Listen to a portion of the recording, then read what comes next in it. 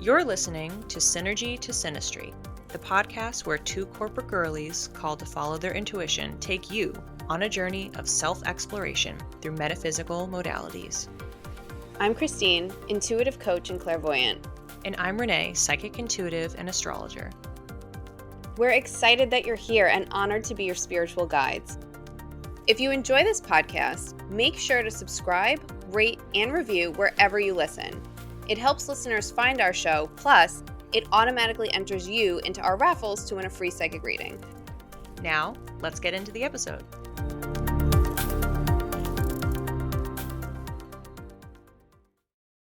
Welcome to our first reading episode of Season 3. Today's going to be a mix of life updates, what's going on, and then, of course, doing a psychic reading forecast. Make sure that you listen to the 2026 forecast episode already out. It was released in December of 2025. It includes numerology, astrology, and then 2 psychic readings, one from Christine and I, for the entire year ahead. And this is really one to supplement that ongoing conversation.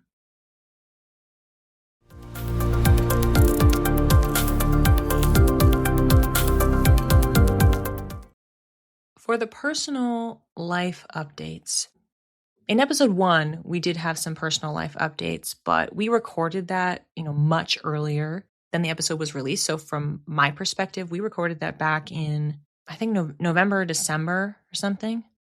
I am currently in the home stretch of February. So I am several months out from that. Things have changed, are different. I mentioned a little bit in the last episode, our Greek lore and practice, that 2026 has been an absolute doozy. It's really been a lot. And I knew that astrologically coming in. I was talking about it in my classes all 2025 long, in my blog posts, in my 2026 life path calendar. I knew that these first few months of the year were going to be very, very intense. And I'm not even out of the woods yet. By the time you're hearing this, you will be out of that. I'm currently envious, and hopefully that's true. Since we recorded that episode, I got promoted. I got a new job. Coincidentally, Christine and I have the same job title. We're in very different fields, but we ended up getting a very similar job change. And in fact, much closer than our normal 6 months apart. We've been on this cycle for a while where something will happen to me, and then 6 months later happens to her, and vice versa. She had been applying for that role for a long time, and I know in nature it changed. She could correct the record, but I'm not aware of it being called that from the jump. But that's the role that she got in, and that started for her in September. I had this change in January, so I didn't get quite to 6 months. I still would need several more months to get there. I did think that was kind of an interesting turn of events, but ultimately what it ended up doing was it sent me down this whole collision course spiral of, it wasn't even just that it was a new job and it was defining what my responsibilities were going to be and taking a lot more on. Not only was there just general disorganization, and that of course is one of my main skill sets, to apply organization, but that psychologically everybody in the group was kind of in chaos because there was just major upheaval. There was a very sudden departure from the team. So it was just especially disorganized, and I felt myself, I watched myself. I was talking at myself, why are you doing this? You're not supposed to be doing this. Slipping back into the old pattern of, yes, I can do that, and just caretaking and jumping in, and I can solve that, and I have this idea. I just was working so many hours, and I was, within the course of just a couple weeks, was watching myself burn out. Like I just went from 0 to 100 really, really fast.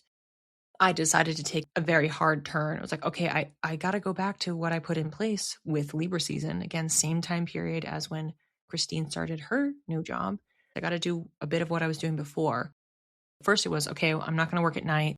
It took me like at least a week to try to adjust to the boundaries that I had let slip in literally just 2 weeks. I was like so thrown off. It was like really hard for me to kind of corral things and push things off, but I had to start telling people. I might get to this within the next week, but I might not. Or I wasn't able to get to that because other things came up that were a higher priority. Having to say those types of things and just to vocally reaffirm and reaffirm and reaffirm, this is a boundary that I need to set, or this is a new boundary that I'm put in place, and I need everybody to know it.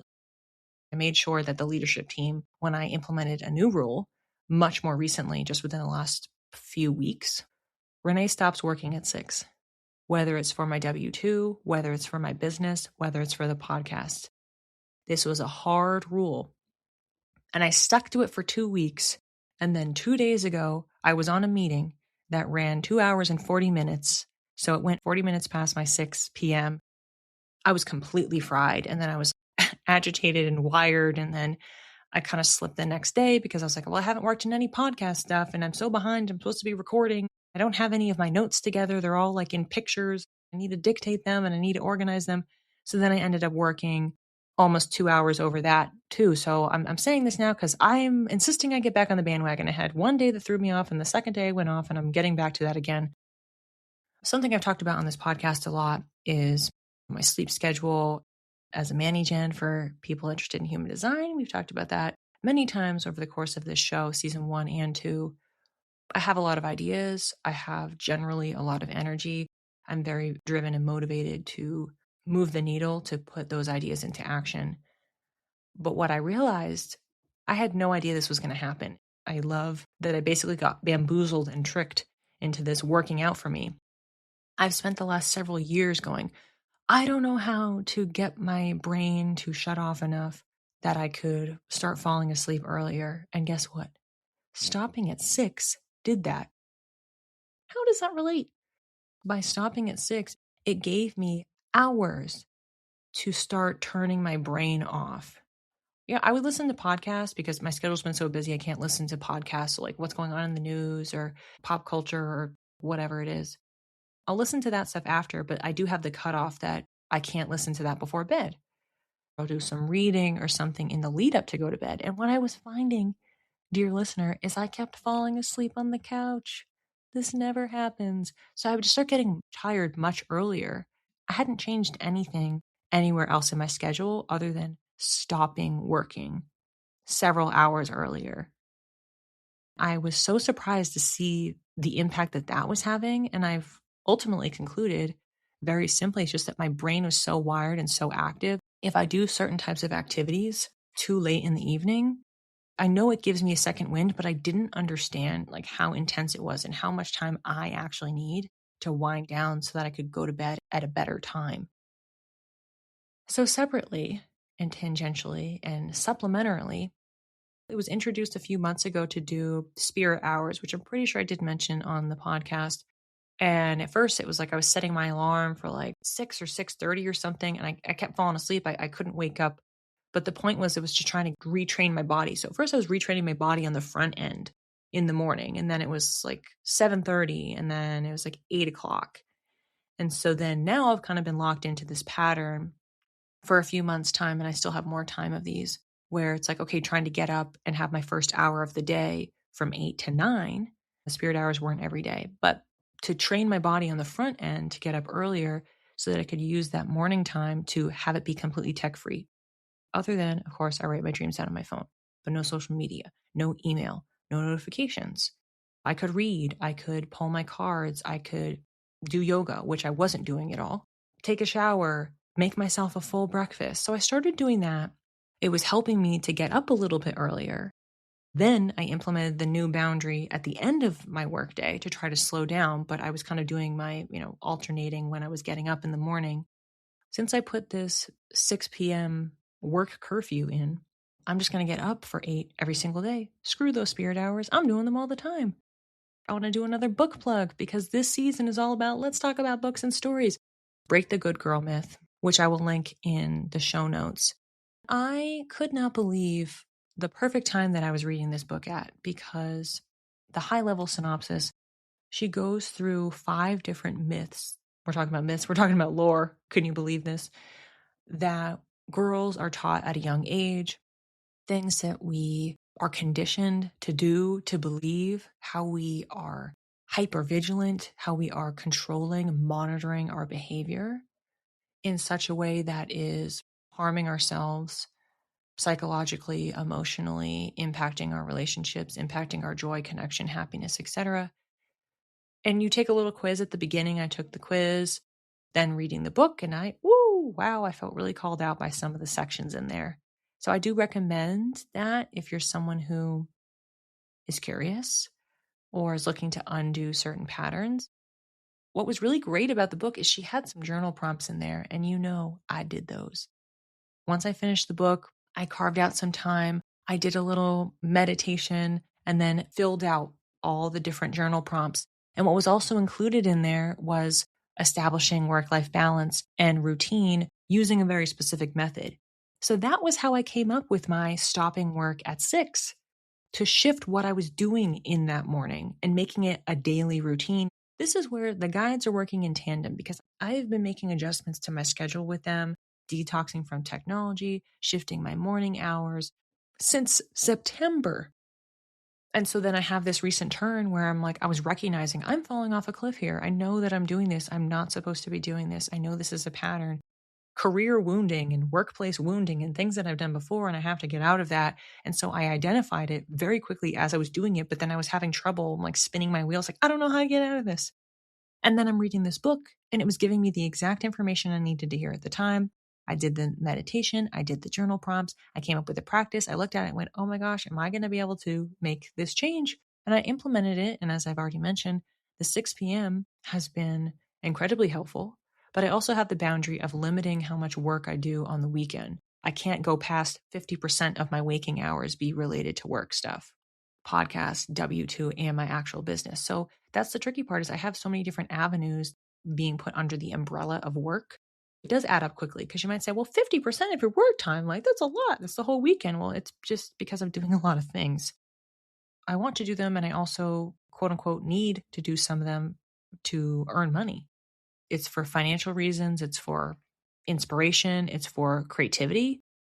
But there's the production piece. I mean, think about when I talked about the meditation with Aphrodite, hyper productivity, doing rather than just existing, enjoying the process or being present. It's been a great way to table set because it's so easy. And I didn't realize how such a bad habit it was. The reflex of checking your email, because it opens up a can of worms. You're just like, oh my gosh, well, I got to get back to that person. Or like you have this stress spike of seeing something that somebody said. And then you sit there and you're writing this email and you're like, I shouldn't be doing this. I should do this tomorrow. And it becomes a whole thing. In short, since our last update, which for you wasn't as long ago as it is for me, I have continued to evolve in this area. I have become busier. I have put some new boundaries in place, yay, to corral myself, to make myself feel more grounded, more nourished, move slower, think slower.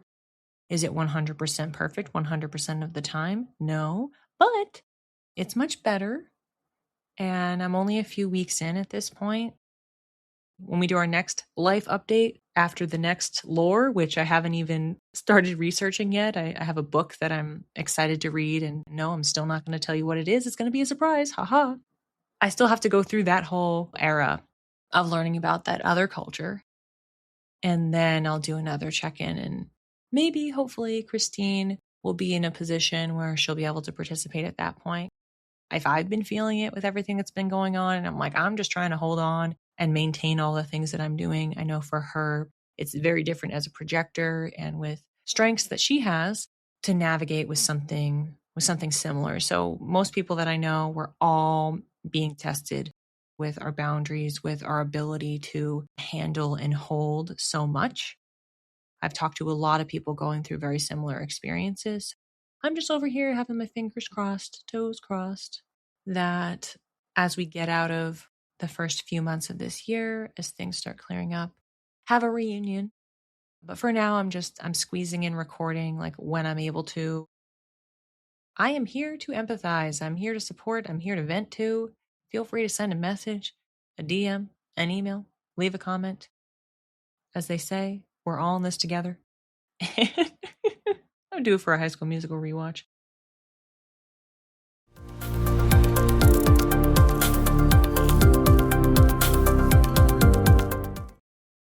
I'm just going to channel in real time, so you're going to hear it unfiltered. All right, pretty simply what came through is that this reading applies to the next 23 days. I'm not looking at a calendar, and I'm not going to because I don't want to be influenced by it. But from the date that this episode drops, 23 days out, including the drop date. You'll be able to reference that by looking ahead. I'm just seeing somebody lifting weights, really, really heavy weights in a weight room in the gym, building muscle, but I'm also getting that it feels measured. The focus I just keep seeing is they're just lifting with their arms.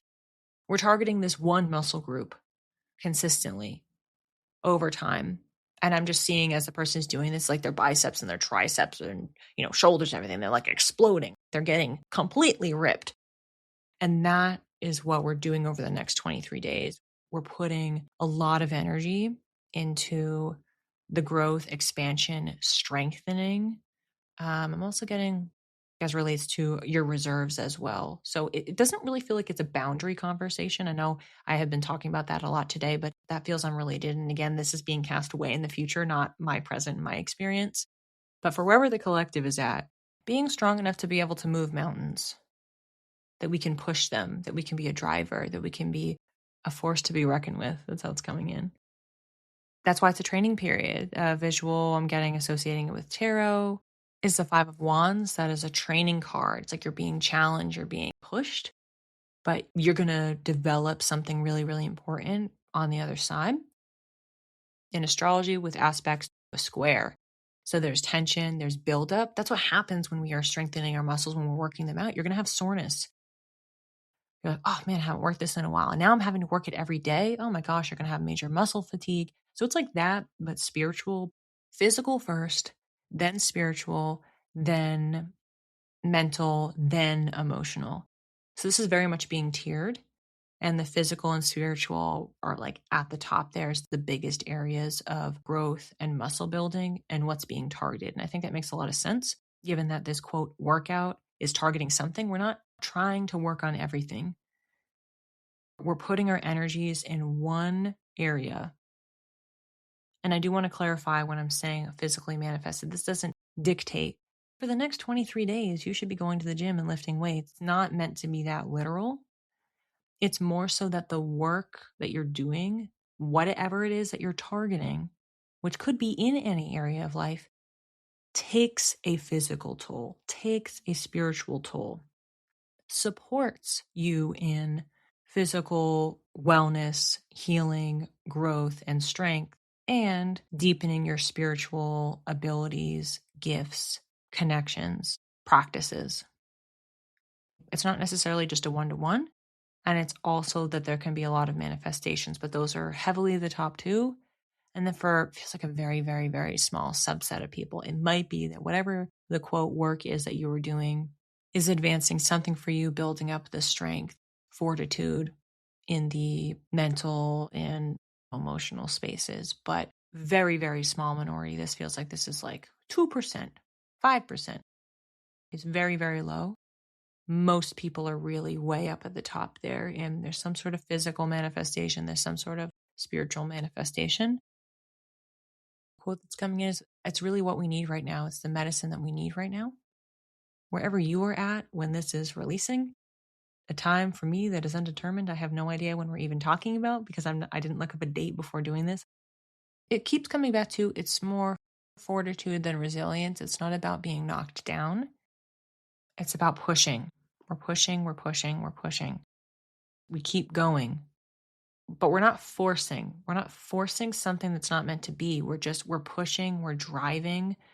It's like we're like a rocket moving, propelled towards whatever that vision is, turning that into a reality. And it comes through the blood, sweat, and tears. It comes through the impact on us in our physical form, our physical body, our spiritual body. Whichever category you fall in, it does feel like, again, there's the soreness or tiredness, but it's not so depleting that you can't keep going. It's a sprint, not a marathon, a 23-day sprint. What can I drive forward? How can I make that change, take that action? When we get to the other side of the 23 days, where are we at? Are we better off? Are we just tired?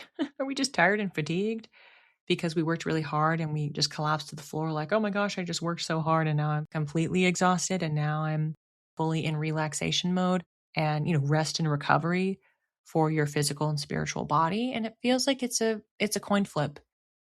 For some people, that is the response. You push yourself a lot. And it's not that the rest and recovery mode that you go into is because you went overboard. Your mind may say, I think I went way too hard here. But the encouragement is you actually didn't. You did just enough to really be pushing out your comfort zone. We're moving where the comfort zone is. It's not that we're leaping from one side to the other. It's where we were stretching ourselves, stretching what we thought we were capable of doing, what we thought we could withstand. When you're lifting the weights, it's like, okay, I'm just going to keep adding more weight, even though I'm still sore from the day before, because I know like I'm going to be able to do this by just adding a little bit more, a little bit more, a little bit more. I'm going to get stronger. And so at the end, it's the integration. It's the integration of that effort that our body, our spirit body, our physical body just needs to be at rest. We don't want to play that game with ourselves of thinking that there's any reason for regret, that we shouldn't have done that. We shouldn't have stretched ourselves that much because it is worth it. We need the integration period. Now, for the other 50% for that coin flip, I see them as like there's big stars, sunshine in their eyes, they're gleaming, they're inspired, they're skipping down the street, they're jumping up and down, high-fiving people. They're so, so energized. Oh my gosh, I am jazzed that I was able to do that. This is amazing. I can't believe that I pushed myself that much. I'm so proud of myself. It honestly doesn't feel like those people then get to the point of crashing, because it's not like, oh, they're at the high and they're like, oh my God, this is awesome. And then they crash. It actually doesn't feel like it comes for those people. It's you're either like, you know what, I need to go into rest and integration mode, or I'm flying into that up level, and both up level. If you do this work, if you put the energy into this targeted area, the up level is coming. The up level is on the agenda, on the itinerary. And how you are responding to this experience. Again, there's no right or wrong. We have a couple main options here of the route that you may go. And if you're aware of what that is, then it'll just give you a little bit of insight into not what the work was, but like what it means for you. Again, it's not really a reflection on you in a positive or negative way. Like it's not better to be the person that's jazzed and jumping around. That sounds positive, but the other one is positive too. So I do want to have that disclaimer in there that neither option is better. They're both useful. They're both healing. They're both supportive. But maybe you're someone where it's going to do so much more for you, for your life, for your spirit, for your growth. That's maybe out of character to be the person that's jazzed. And that's great. It's great to live that way a little bit. And same thing for the inverse. It's the medicine, the thing that you need right now. And because we have been pushing and stretching ourselves out of our comfort zone, we can do some things that feel a little bit different because we also believe in ourselves more that we can. As I said that last line, I was thinking, well, should I be going further? Is there more to this? But it felt very, very clear to me as I was winding out that last sentence that was it. It's a ... This is a be continued reminder to listen back to the 2026 forecast and see how this little chapter slots into that story, that narrative. If it's just a post-it note on the page of additional info and context. But I am rooting for you. I'm rooting for me. I have no idea what this entails for me. I'm going to have to think about this. I'm probably going to be just as surprised as you when I hear this come out a few months from now. What does this actually mean? I don't know. But I look forward to finding out. If you have any thoughts, reflections on today's reading, or if you want to talk or connect about my little behind the scenes life update, send me an email, send me a message, send me a DM on social media. Happy to chat, happy to talk, happy to connect, hear your story.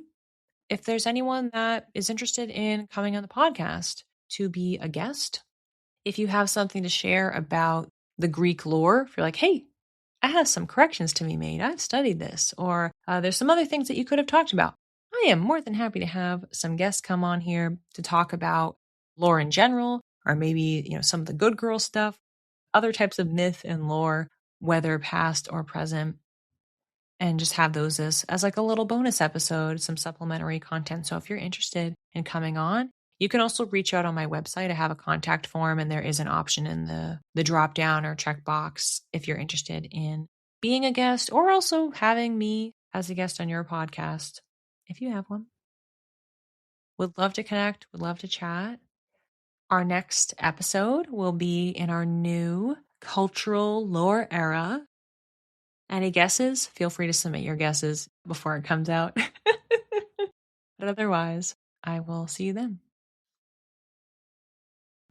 Thanks for listening. If you'd like to learn more, the resources we used to prepare for this episode are listed in the show notes. If you're curious to develop your intuition, we've partnered with the Nuurvana Be Light program to give our listeners a $500 discount on tuition fees. Email us for more details and we'll connect you with the founder, Deganit Noor. Want to connect with us?